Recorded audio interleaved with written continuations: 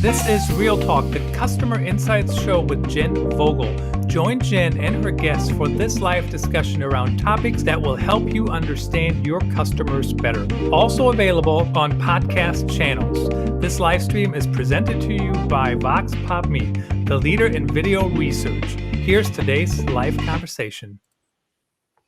Hello, insights professionals, marketers, and everyone who wants to understand their customers better. Thank you for joining me for another episode of Real Talk, the Customer Insights Show. We are live on LinkedIn, Twitter, and YouTube, and the podcast version will be available on your favorite podcast network very soon. If you have any questions or comments, please feel free to share them in the comments on the post. You can also leave us a voicemail at the link on the screen and in the show notes. We might feature your message on a future show. Today, we have maybe our most controversial topic yet. Our guest is an outspoken critic against customer feedback, so we wanted to find out why and see what we can learn from his thoughts to maybe understand our customers better. We're joined by James Dodkins, who was listed as the UK's #1 CX influencer by Customer Experience magazine in 2020, and the UK's most outstanding CX keynote speaker by Corporate Vision magazine 2021. Before we get to James, let's take a look at him in action with this quick clip. Now look, if you only take one thing away from this, it should probably be that really cool story where I threw the... No, it should be this thing right now. Only 4% of dissatisfied customers will complain. And an overwhelming majority of the remaining people will just leave. If you are only fixing problems for the 4% of people that complain, you are missing a massive opportunity. So my recommendation here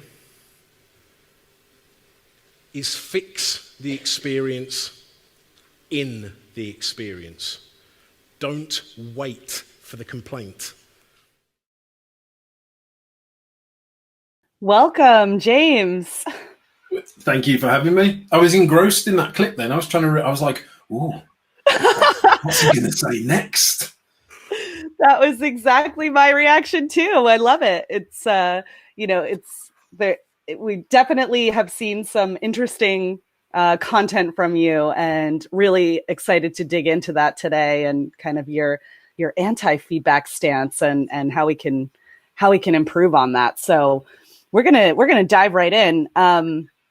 Just before we start, we have a question that we ask all of our guests. And from your experience, how has the role of customer experience or customer insights evolved in companies in the last year or so? And where do you see it going in the future?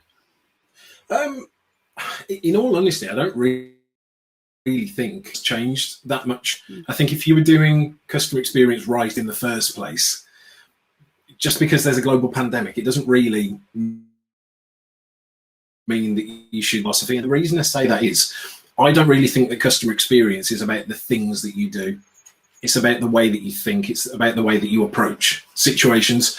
So it's kind of like you have to understand your customers and then understand their needs and successful outcomes and then design experiences to meet those needs and outcomes. That doesn't change just because there's a pandemic. Now, the content of those things is going to change quite dramatically and rapidly. But for me, that framework still stays the same. Understand your customers, articulate what their successful outcomes and their needs are, and then build experiences to deliver them. Yeah, that makes a lot of sense. It's the process isn't any different, even though the needs might be changing or the experiences that you're creating or designing may change. That makes a lot of sense. So now you're knee deep into CX, but why are you so outspoken against feedback? Great question. How long have you got? Well, we've got about, we're live. We can stay on as long as we want. There's probably about, 8 to 10 distinct reasons that I'm not a massive fan of customer feedback. Do you want me to just blast through them?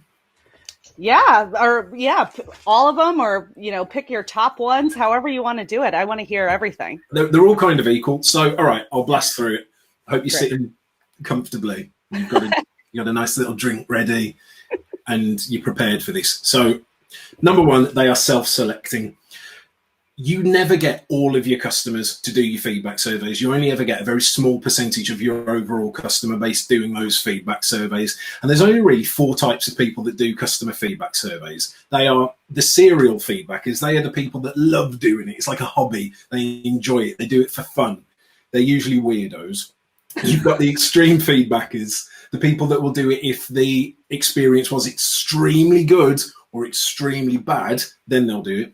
You've got the incentive feedbackers, so the people that will only do feedback if they could win an iPad or a £10 Amazon voucher. But then, of course, that's got its own problems, because in their mind, whether this is true or not, but in their mind, who's going to win the prize? Is it going to be the person that says, I hate this restaurant and the food tastes like garbage? Or is it going to be the person who goes, I love this establishment and I bring my family here every week? Of course, they're going to think that the better, so it skews the data as well. And then you've got number 4, which is everyone else, which is the largest percentage of all people. And they are the people that very rarely ever do it, if ever. And one of the reasons that we don't do it is it's not really a slight on customer feedback. It's a slight on what gets done with customer feedback. Most companies do nothing with the feedback that they're given. And what it means is that we as customers get trained, we get taught by these companies that there's no real point doing it, because nobody's going to do anything with it. We'll never hear anything back. Nothing will ever get done. And it doesn't matter if you are the one company out of 100 that does action the feedback, that does get back in touch with the customer. If I do 100 feedback surveys in a year and only hear back from one company, it teaches me not to bother. So you're kind of getting screwed by all the other people that aren't doing it. So there's the self-selecting part of it. And the thing is, it doesn't really take into account expectations and standards. Like, let's say we went to McDonald's, other restaurants are available, and we had the exact same meal delivered in the exact same way at the exact same time, and they were like molecularly exactly the same. All right, nothing was different. But I gave it a 5-star rating, and you gave it a 1-star rating. Well, who's correct? Well, we both are, because feedback surveys don't take into account people's expectations and personal standards. That's my first part. That's 1 of 8, 1 of 10. I could probably find more if I really wanted to, but yeah, that's the first part.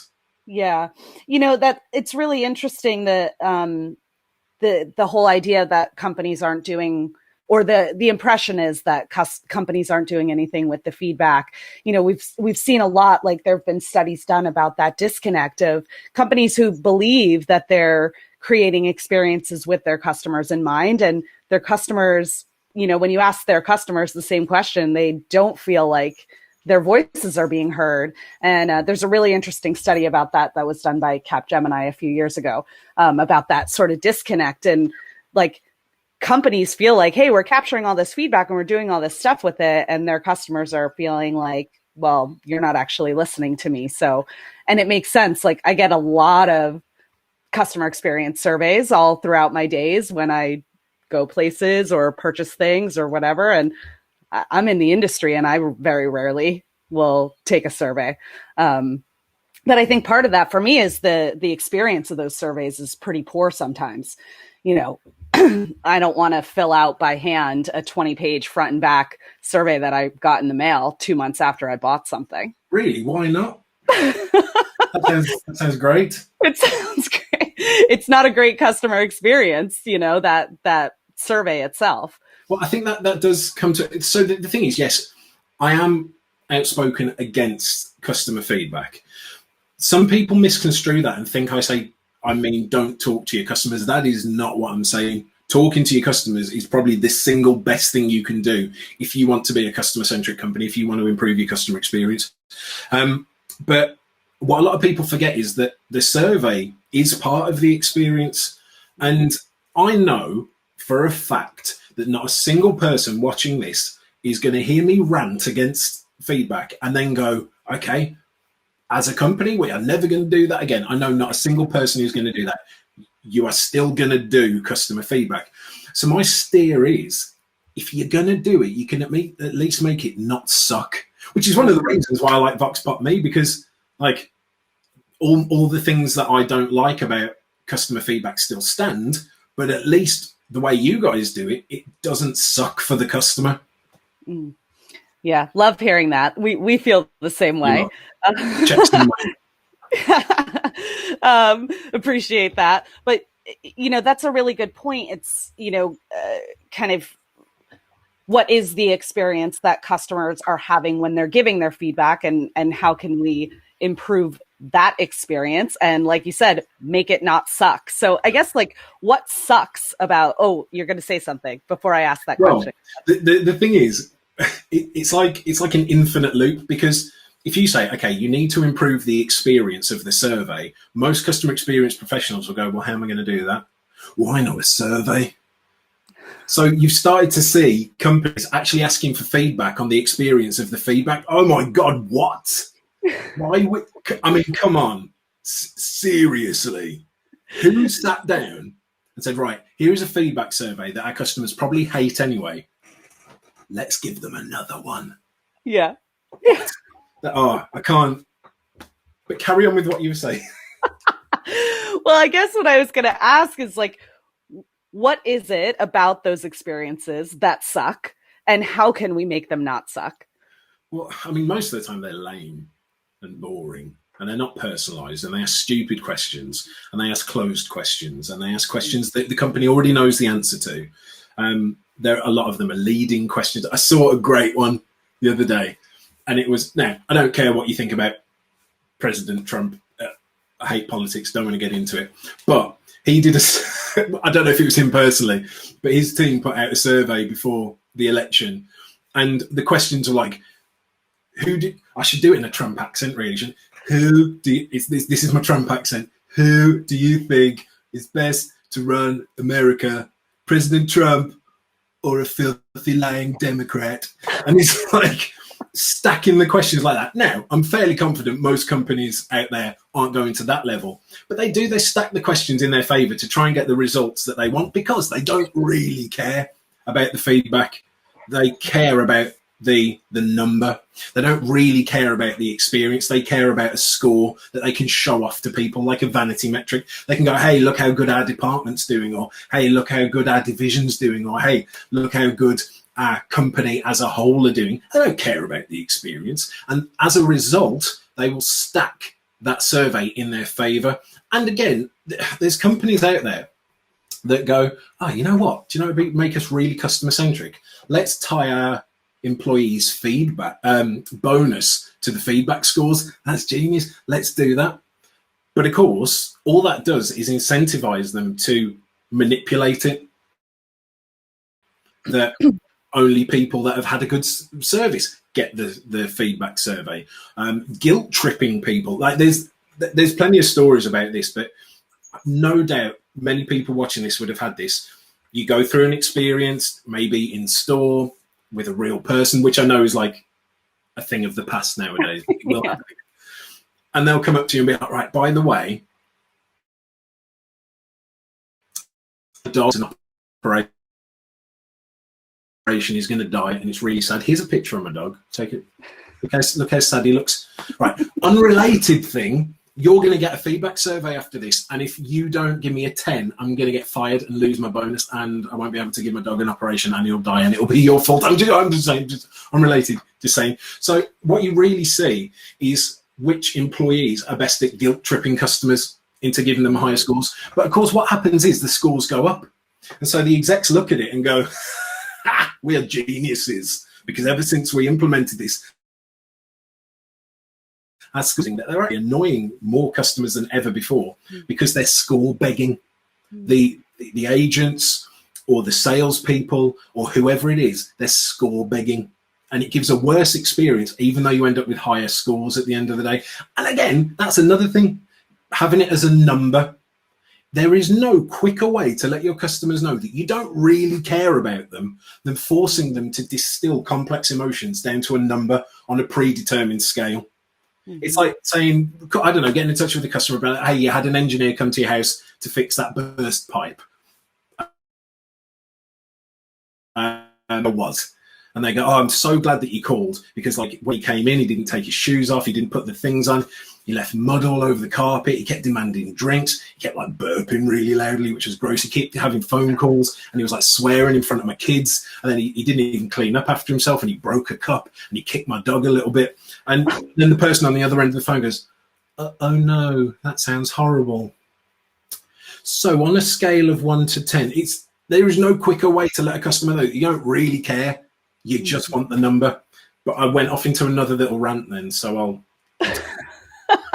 No, that's okay. This is great stuff. So a lot of things are coming to mind for me. I mean, I think what you're saying about like kind of reducing customers, people to a number, it really does speak to the challenge that the industry has of a lack of empathy, right? And not really like getting close to who the people are and what's important to them and what they care about. But isn't there a world where that score is still important, if done properly? Like hearing everything that you're saying, and like you said earlier, nobody's going to listen to this and go, oh, maybe we should stop looking at our NPS scores.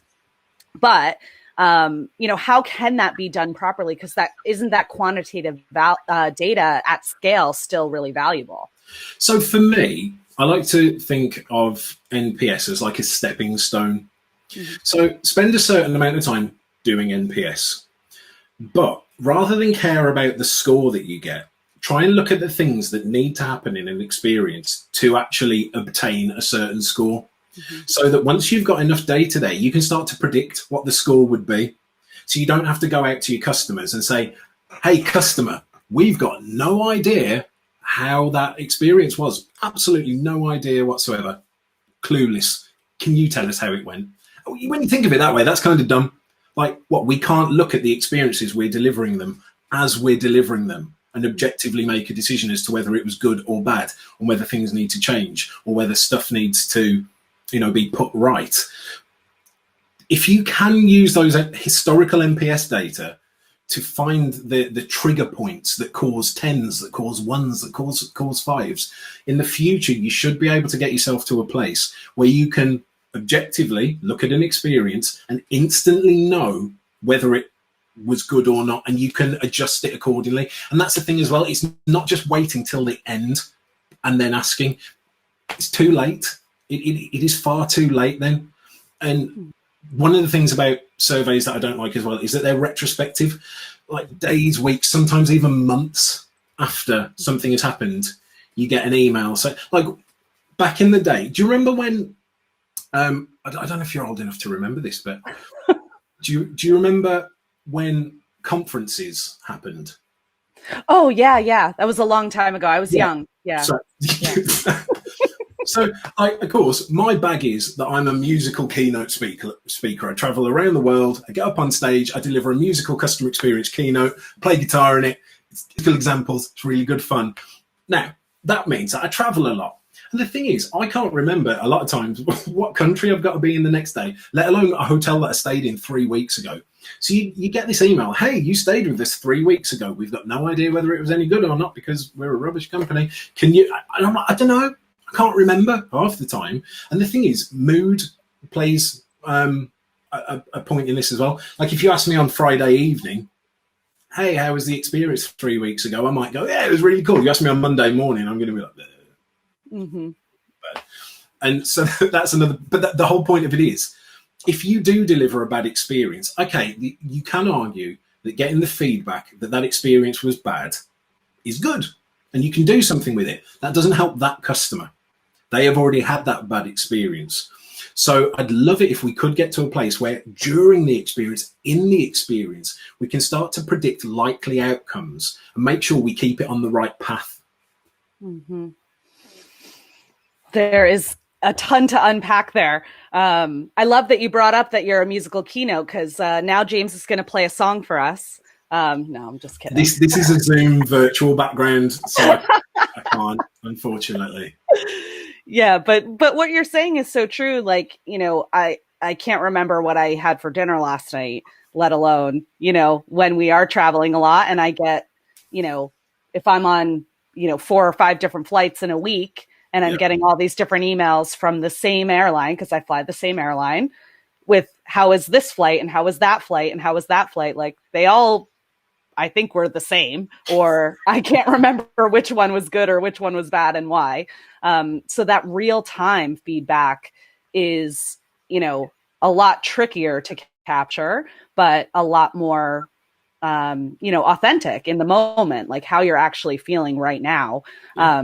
But yeah, that's a lot harder to capture than, sending that kind of retrospective, how was this for you? But Yeah. I can see how that's And that's why people don't do it, because it's harder. Mm-hmm. It's much easier just to send a blanket survey, get a number, and go, "Hey, 47, woohoo!" Yeah. We're relying on customers to do the hard work for us, and it's like we're not willing to put in that extra effort to go that extra mile. Because the thing is, if you knew the things in an experience that needed to happen in order to get that metaphorical 10, you would make sure in that experience to make those things happen, rather than just wait until afterwards and then ask. So, and another thing you're saying as well, it's like, yeah, it's getting all of these every single day. We're inundated with requests for feedback. It's like every company that decides to do a feedback survey think they invented fire. They're like, oh my guys, new idea. No company has ever done this before. I'm the first person to ever think about it. Let's do a feedback survey. And everyone's like, oh my God, wow, that's so cool, woo.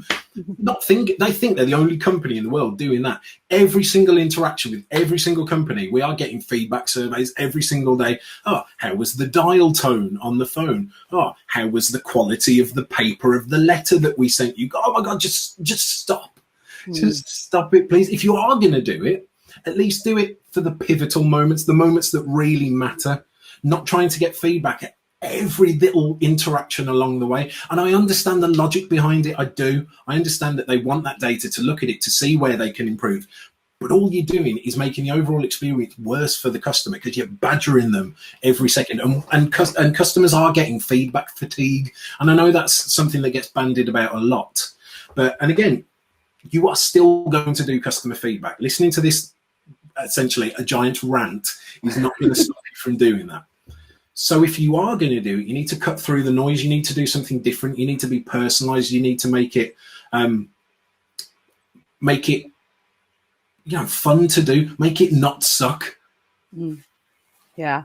So what, I guess, if we were to kind of strip down some of these customer feedback programs, like what would be those pivotal moments where we would want to engage with customers so that we could better understand their needs and predict how we could create a positive experience for them? Like, what are those pivotal moments where we would want to include feedback, and how should companies do it so that it doesn't suck? Well, it's a good question, and I think it's different for every company. I don't think there's like one blanket answer. Like you as a company should know the make or break moments in your experiences. You should know the pivotal parts of your experience. That's not for me to sit here and say this is or this isn't.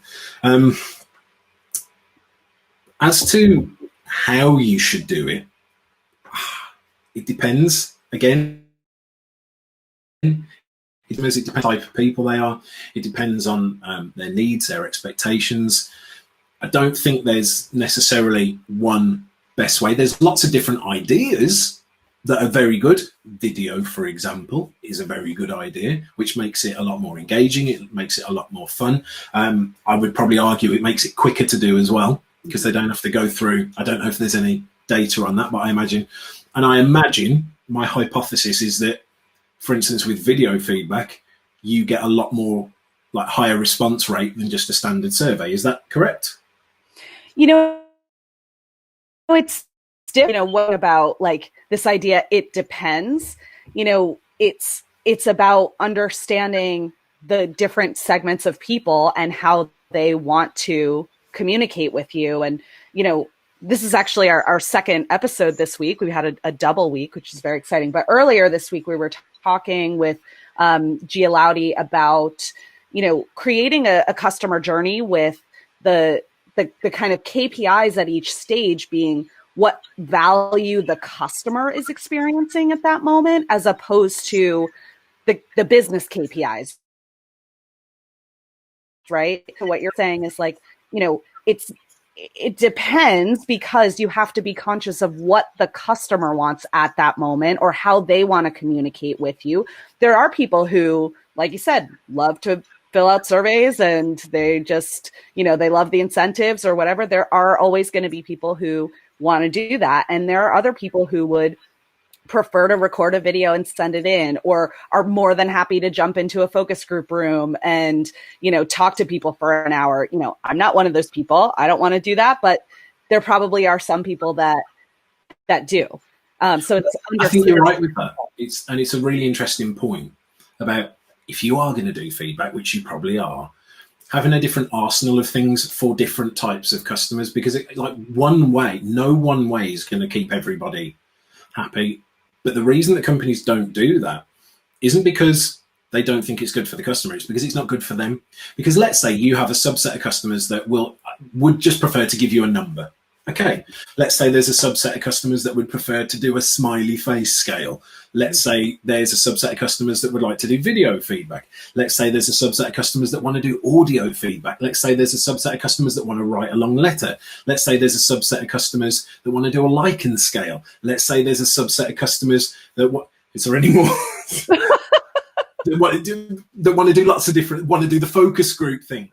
Now, doing that would be better for customers. But the reason we don't do it as companies is because it's not better for us, because we can't just get a number that we can go 76, woohoo. Mm-hmm. Because again, it brings you back to, do you really care about the customer and customer experience, or do you really care about the score?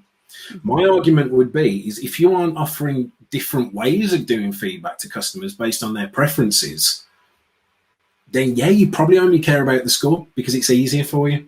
Mm-hmm.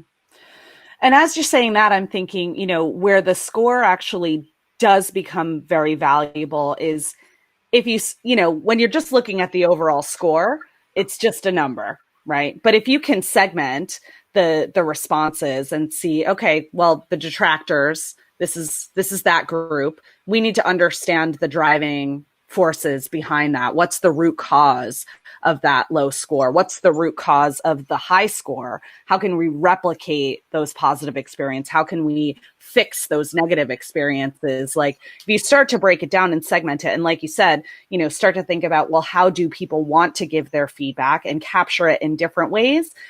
There's more of a maybe well-rounded understanding of the customer at that point. Yeah. And the thing is, I'm not necessarily saying don't have numbers. Like, you can have numbers behind the scenes, but like, for example, you could do a feedback survey where you attribute different scores to different answers that the customers never get to see the numbers, but you are internally creating that score because people like scores. They like numbers. It's easy to communicate. It's easy to see whether it's got better or got worse, even though we can argue that that's not always actually correlating to the betterment of the experience. But I'm not saying you don't use numbers. I'm just saying, don't chase the number. The number's not important. What is important is the experience. And internally, if you've got numbers to help you stay on track, to help inspire people to have a bit of a vision, okay, that's cool. But it's secondary to the actual experience. And I think many companies have got it the absolute wrong way around. And the experience comes secondary to the number. Mm-hmm. I think, I can relate this to, just being a marketer and how marketing has evolved over, the years that I've been in the career is, everything needs to be measured. It's the attribution and the ROI of everything that's being done, because we can pretty much measure and put a number on anything. And it has, a lot of, pressure from businesses for marketers, for researchers to put a number on something because it's very black and white. There's no, when we start talking about things like implied attribution or, things that are a little bit softer, people get uncomfortable with that. It's hard to put dollars and cents behind a soft measurement. So it makes sense why companies are relying so much on the data. We have so much of it and it's so easy to get. The harder thing is like that, the stuff that requires a bit of, examination and kind of understanding, and that sort of qualitative side of whether that's marketing or insights or customer experience, that is a little bit more, up for interpretation. Depending on who you're talking to, they could interpret a response that's more qualitative one way or another, whereas the data is black and white. So I've seen us, as an industry, like, it's really easy, it's really fast, we got tons of data, let's use that. But it's only part of the story, right?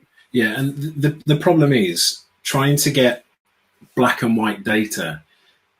Black and white data isn't an accurate representation of a world of grey. And it's trying to force something that might not actually be there. Like, every customer is different. Every experience that has ever been experienced and will ever be experienced is going to be different.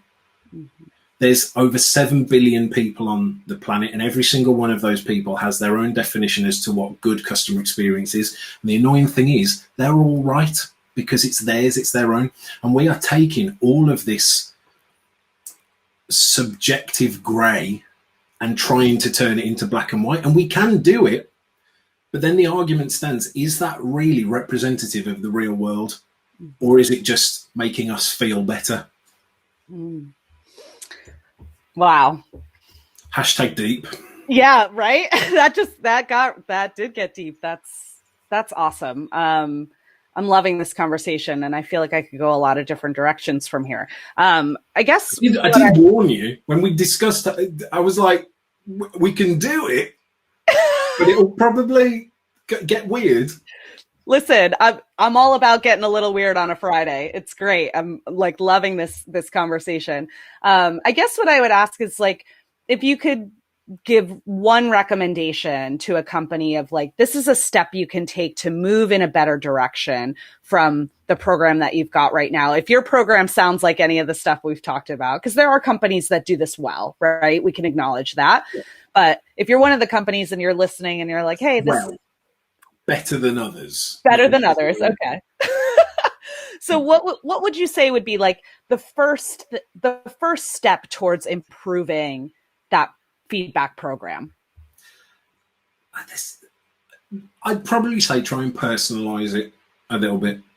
Try and make it personal to the customers, whether that is as simple as using their name rather than "Hi, customer." Whether it's as simple as adding in the product or service that they've purchased, whether it's as simple as adding in photos and pictures of the experience that they've gone through, whether it's adding in photos and pictures of the people that served them that day, making questions dynamic for the customers. So there's so many questions that get asked in feedback that the company technically already knows the answer to. Like, you've already got that data, you already know. One of the ones that always struck me, and this was around when I first started thinking about custom feedback in this way, is when we bought a new home, and it was built for us by a house builder. And we had, as many people do, lots of snags, lots of things that they needed to come back and change. And every single one of those was logged on their system. But then at the end, they sent this massive 20-page feedback survey, front and back, that you had to fill in by hand. And one of the questions was, did you need to call us to fix anything? And I'm like, okay, I understand why, And then the next question was, if you did, how many times? And I'm like, yeah, you know this. Why are you asking me this? You've already got that information. And there's plenty of other dumb questions in it as well.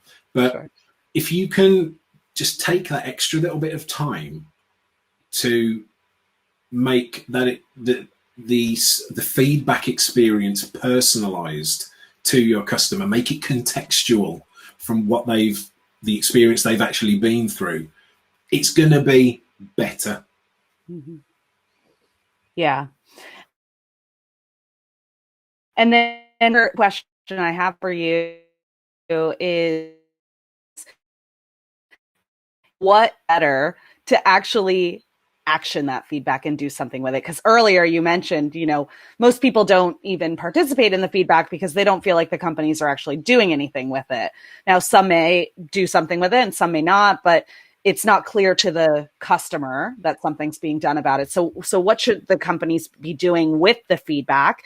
And then how do they communicate that back to the customer? Like, we've heard you. Yeah, there's two questions there. And it's something that you brought up earlier. There may be companies out there that actually do implement customer feedback, but if you don't communicate that to the customer, they never know that. And therefore, their perception is that you haven't, and perception is reality. Mm-hmm. So the communication part can be as simple as an email. Mm-hmm. And when you are doing customer feedback, there's going to be lots of trends that pop up. There's going to be multiple, and I'm just riffing here. I'm just sort of thinking of this on the spot. So I might run out of steam with this. Let's see.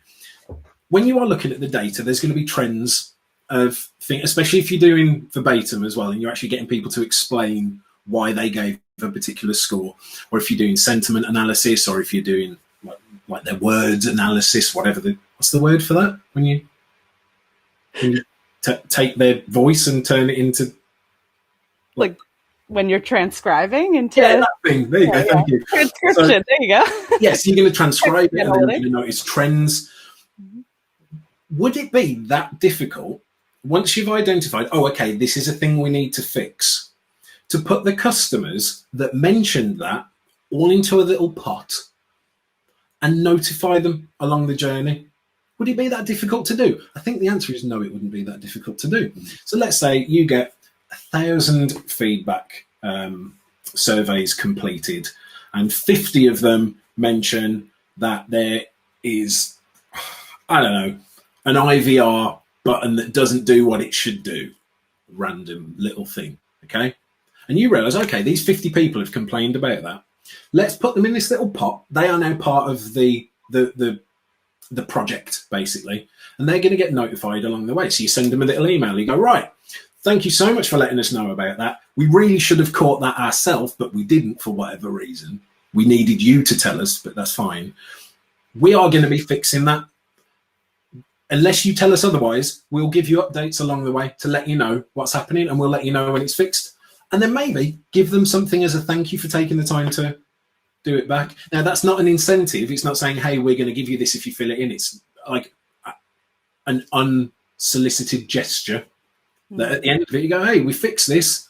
Here's 10% off your next bill. Here's a box of chocolates, whatever.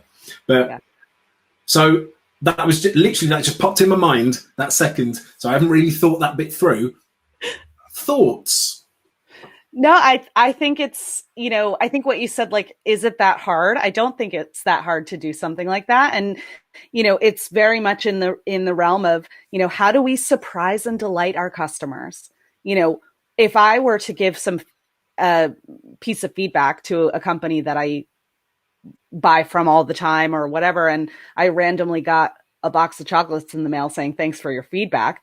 Like, that is the definition of surprise and delight in my mind. Like, I would take notice of that and feel like my voice had been heard, which is what we hear all the time is the challenge with customer experience feedback, is that, customers don't actually feel like their voice is being heard. And, when I think about, like our product team works super closely with our customers to develop the features that are going to meet their needs. And they're really good about communicating back, hey, you told us you needed this, we've built it, and here it is. And thank you for kind of co-creating that with us.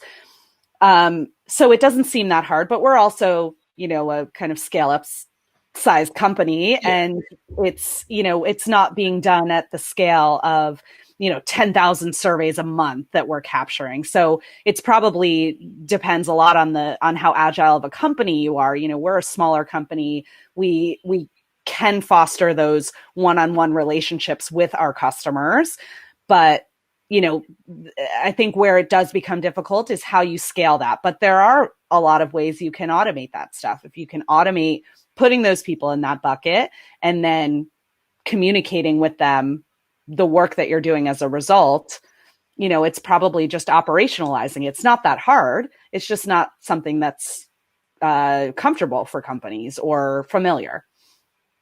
Yeah, agreed. And the thing is, like the box of chocolate thing, it's good unless you're not actually going to do anything with the because it's like going, thank you so much for your feedback. We're not going to do anything with it, but here's some chocolate so you don't feel bad. Right, a consolation prize. Consolation prize. We're not going to fix that problem, but look over here. Forget about it through bribery. Exactly. So that's not what we're suggesting, but but this is I think that's it's really, that seems like the biggest gap right now that I hear is, how do companies really let their customers know we hear you and we're doing something about it to improve that experience. But I think too, like some of it is about the speed in which we're able to to implement this stuff, because as we talked about earlier, the needs change all the time. The experiences we need to design to meet those needs change all the time. So, it does, I think there's a fear of like, well, this is going to slow me down. Like in order to actually make an impact on that experience for all the people who didn't give feedback, I can't slow down and add all these extra steps. But I think sometimes those things that we think are going to slow us down actually do create better experiences and don't actually slow us down as much as we think they're going to. Yeah, quite possibly. But that's the decision that companies have to make, isn't it? Are they willing to take these extra little steps to make sure that people do give them more feedback in the future or not? Yeah. Well, this has been fantastic. I feel like there's a lot more we could probably dig into, but we might have to just do a follow-up episode or something like that. But I really appreciate your time today. This has been a really fun conversation. Yeah, thank you. Thank you for having me. Absolutely. Thank you to everyone for listening. Please rate and review us on your favorite network, and don't forget to share the show.